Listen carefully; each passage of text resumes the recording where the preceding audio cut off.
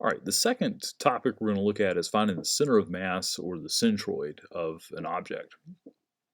So before we get into doing this with solid objects, which we're going to get to, let's look at it with just a few point masses. So this first setup is really like a seesaw. You know, if you have a seesaw over here and you have two kids who have the same weight, one on each end. That's my terrible drawing of two kids. But if you've got them on the seesaw, if they weigh the same and they're the same distance from the fulcrum, and we're going to ignore the weight of the actual seesaw, they would balance. Well, the same sort of thing's going on over here. In order for this to balance here, this mass times this distance has to equal this mass times this distance. So that's the so the goal here is, given some masses and their positions, we want to figure out where does that fulcrum need to be in order to balance things out, because that is going to give us the center of mass.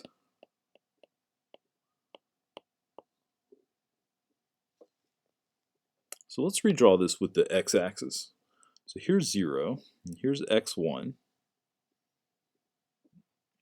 And if you take the mass m1 and multiply it by this distance, that gives you what's called the moment of the mass about the origin. What it tells you is really how much is this mass trying to twist this down, and how much is this mass trying to twist it down. And what we want to do is find the point in the middle where those two sort of balance each other out. So the quantities m1, or I've already read that. So if you want to find that center of mass, we're going to call it x bar. It's given to us by this formula here. If you look at the top, this is the sum of the moments.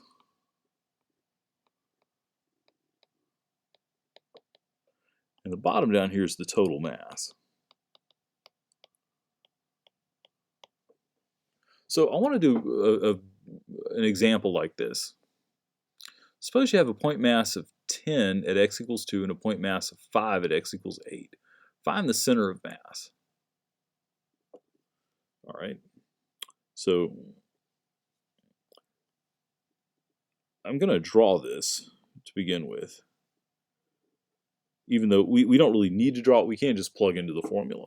But I want to draw it because that'll help us see if our answer makes sense. So let's see, we've got a mass of 10 at 2. So let's see, here's the origin. So here at 2, we've got a mass of 10. So 2, 4, 6. Over here at 8, we have a mass of 5. Let me make the mass a different color. Okay, so just looking at these two masses, this is 2 and this is 8. Halfway between those is going to be 5. But we've got more mass over at 2. So if I had to guess where the center of mass is going to be, the center of mass, I don't know, it's going to be somewhere around here. So this is my guess for where the center of mass is going to be. I guess that's right on 4. Well, let's use the formula to add it up. The total mass here on the bottom is 10 plus 5.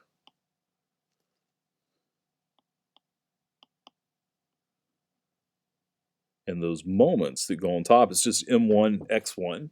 So that's going to be, the first mass is 10 and its x-coordinate is 2.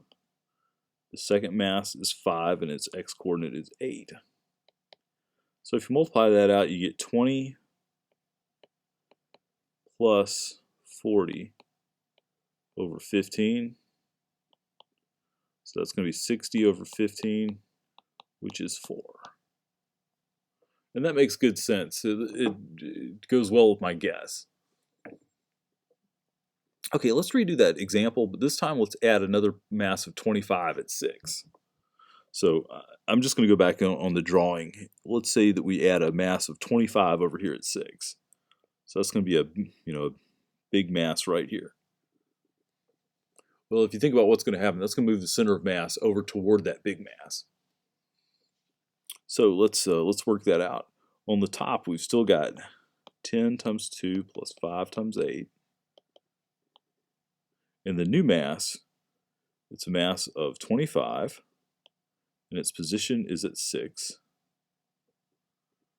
And down below, we've got 10 plus 5 plus 25.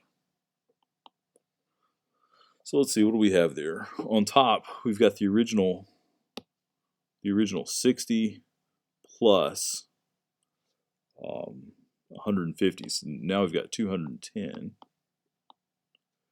And on the bottom, we've got 25, 35, 40. 210 over 40, 21 over 4, or 5.25.